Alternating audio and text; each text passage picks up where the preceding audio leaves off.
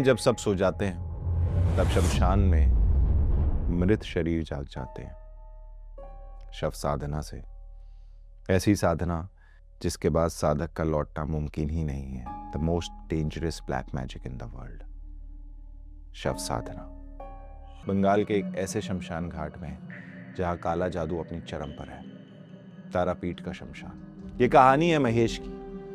उसकी बीवी मारिया 2 दिन पहले एक्सीडेंट में मर गई और महेश बस एक बार उससे बात करना चाहता था और इसी चाह ने उसके कदम शव साधना तक पहुंचा दिए। रात के 2 बजे महेश तारापीठ के शमशान के बाहर खड़ा था।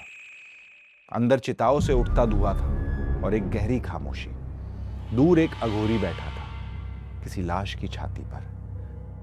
महेश कांप रहा था और जैसे ही वो अंदर गया उसने देखा वो अघोरी मृत्यु को प्राप्त शरीर के ऊपर नंगे बदन बाल खोले बैठा था। उसके सामने कौवे की गर्दन, नागिन की केचुली, आग का फूल और भैरवी शीला था और वो लाश एक औरत की थी। उसका चेहरा काला पड़ गया था।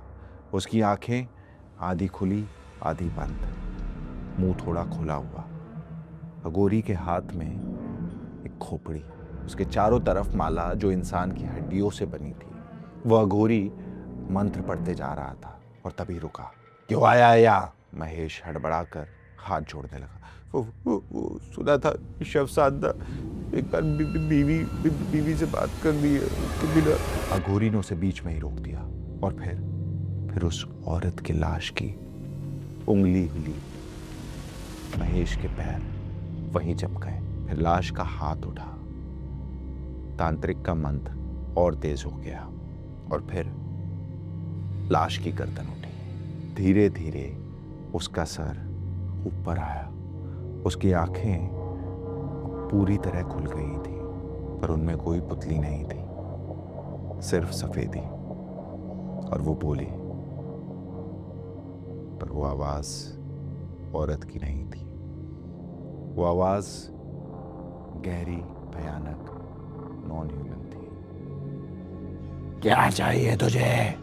तांत्रिक ने अपनी आंखें बंद रखी। इस साधक को उसकी मृत पत्नी से मिलवा दे।